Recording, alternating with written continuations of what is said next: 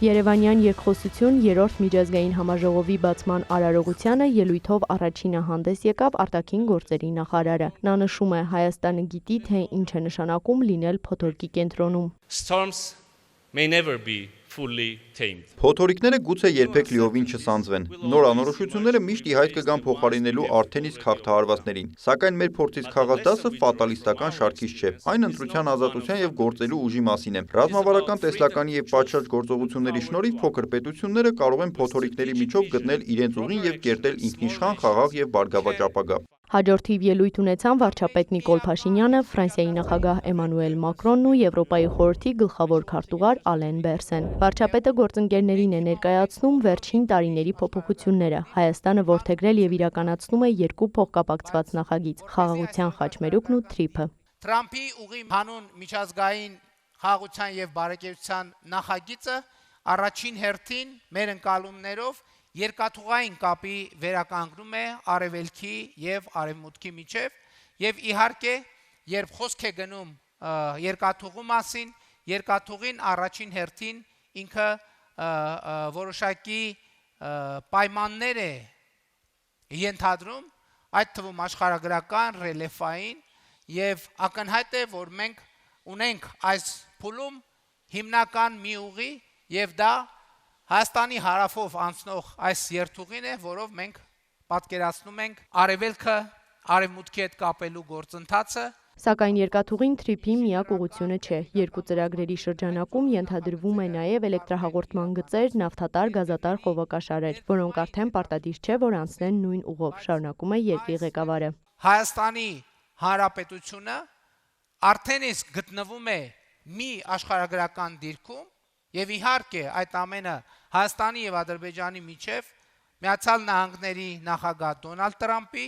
եւ Ֆրանսիայի նախագահ Էմանուել Մակրոնի աջակցությամբ հաստատված խաղաղության պայմաններում, երբ որ Հայաստանի ներդրումային միջավայրը եւ Հայաստանի ներդրումային կարգավիճակը էականորեն փոխվում է։ Եվ այդ կարգավիճակը փոխվում է հետեւյալով։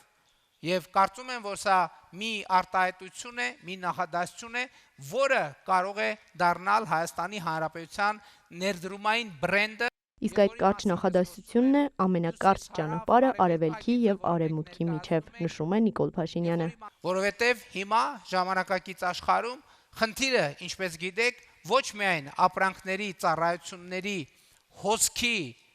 ապահովությունն է, այլև այդ տեղափոխման տրանսպորտի արագությունը, իսկ ամենակարճ ճանապարհ նշանակում է ամենաարագ ճանապարհ, եւ մեր խնդիրն է ամենաէժան ճանապարհ եւ ամենաարդյունավետ ճանապարհ, որովհետեւ հիմա նաեւ այս արձանագրումը մենք պետք է անենք, ընկերությունները մրցակցում են այդ թվում ապրանքները մատակարարելու արագությունների վրա եւ նա ով ամենաարագն է, դերևս նաև ամենահաջողակն է, չնայած արագությունը հաջողության միակ գրավականը չէ, եւ մեր խնդիրն է իրացնել մեր պոտենցիալը։ Հայաստանը ընկալվում էր նաև որպես էներգետիկ ռեսուրսներ չունեցող երկիր եւ դա ճշմարտություն էր։ Բայց ես ուզում եմ ասել, որ չնայած ոչինչ չի փոխվել Հայաստանի Հանրապետության պարամետրերում, հիմա Հայաստանի Հանրապետությունը անսահմանափակ էներգետիկ ռեսուրսներ ունեցող երկիր է։ Սա մեր ժամանակների ամենահետաքրքիր հանգամանքն է, երբ որ կարող է երկիրը լինել նույն աշխարհագրական կոորդինատների ներքո, բայց նրա աշխարհագրական դիրքը փոխվել։ Կարող է երկիրը էներգետիկ ռեսուրս չունեցողից վերածվել եւ տրանսֆորմացնել անսահմանափակ էներգետիկ ռեսուրս ունեցող երկրի։ Ոչ, ես ոչ մի գաղտնիք բան չեմ պահում, Հայաստանում նավթի եւ գազի հանքեր չեն հայտնաբերվել եւ Հայաստանի Հանրապետությունը, ինչպես բազմաթիվ այլ երկրներ, անսահմանափակ էներգետիկ պոտենցիալ ունեն արևային էներգիայի զարգացման բերումով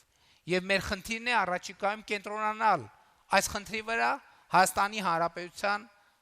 համար ի հայտ եկած անսահմանափակ պոտենցիալը այդ թվում էներգետիկայի ոլորտի օգտագործելու նպատակով։ Աշխարհագրական փոփոխություններ չեն եղել, նշում է վարչապետը, բայց Հայաստանի եւ Ադրբեջանի միջև խաղաղություն է հաստատվել եւ հենց սա է շրջադարձային կետը։ Այս ամենի շնորհիվ Հայաստանը գոյատևման օրակարգը փոխարինել է զարգացման օրակարգով։ Ըստ Նիկոլ Փաշինյանի մեր օրինակը շատ կարեւոր է, թե ինչպես երկիրը առանց նոր հանքեր բացահայտելու կարող է վերածվել անսահմանափակ էներգետիկ ռեսուրսներ ունեցող երկրի, ինչպես կարող է երկիրը հուսահատ աշխարհագրական դիրքը փոխարինել հուսավառ աշխարհագրական դիրքով։ Ընդգծում է, առաջարկված նախագիծը նաեւ անվտանգության հուսալի գործոն է։ Ասել, որ Հայաստանի Հանրապետությունով է անցնում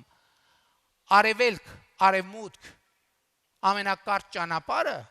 այդ նշանակում է ասել, որ Ադրբեջանով է անցնում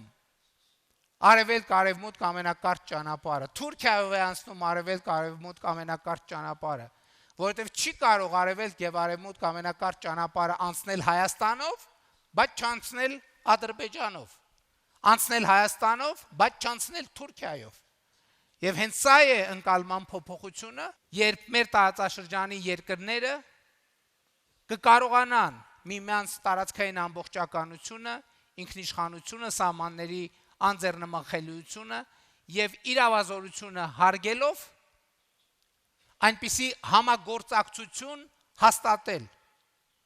որ խաղաղությունը ոչ միայն ձեռնտու կլինի բոլորին, այլև խաղաղությունը կենսական կլինի բոլորի համար։ Խաղաղությունը բերում է բարեկեցության, վերջինս ավելի մեծ խաղաղության, նշում է վարչապետը, հավաստիացնում, մենք գնում ենք հենց այդ ճանապարհով։ Ֆրանսիայի նախագահն էլ իր հերթին նշում է, որ սա Հայաստանի պահն է եւ կցանկանա, որ լինի Հարավային Կովկասի պահը եւս։ Հարավային Կովկասը չպետք է լինի կայսրությունների մրցակցության վայր, որոնք տարածաշրջանը դիտարկում են որպես ավար կամ մրցանակ, միմյանց դեմ հանելով տեղի ազգերին։ Հարավային Կովկասը կարող է վերականգնել իր կենտրոնական դիրքը Եվրոպայի, Ասիայի եւ Մերձավոր Արևելքի միջև եւ լինել խաչմերուկ։ Սա ենթադրում է, որ պետք է սահմանները բացել։ Ես ցանկանում եմ, որ հարևանները դրսևորեն նույն խիզախությունը, ինչպես որ դուք եւ ձեզ ուղեկցեն այս խաղաղության, ժողովրդավարության եւ բարգավաճման ճանապարհին։ Ֆրանսիայի նախագահն ընդգծում է, տպավորություն էր, որ Հարավային Կովկասը միշտ որևէ մեկը պետք է պաշտպանի։ Իսկ Հայաստանի պահը եկավ ապացուցելու, որ կա ժողովրդավարական ճանապարհ, որը դուք սկսել եք հենց 2018-ից, այսինքն խաղաղությունը, որ ընտրել եք, իրատեսական է, եւ որ դուք դրա դերակատարն եք, եւ որ բարգավաճումը հնարավոր է առանց կայսրությունների միջամտության։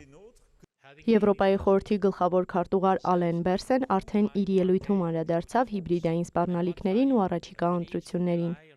Դուք եղել եք թիրախ ապատեղեկատվության հիբրիդային հարձակումների եւ տեսնում ենք շատ նման ուրվագծեր Չեխիայում, Մոլդովայում, բոլոր ընտրական փուլերի ընթացքում։ Սրա մեծ մասը արհեստական բանականության հեղափոխության միջոցով ստեղծվածն է եւ ի պատասխան ոչ թե պետք է վախենալ տեխնոլոգիաներից, այլ պետք է պաշտպանել ժողովրդավարական ընտրությունը։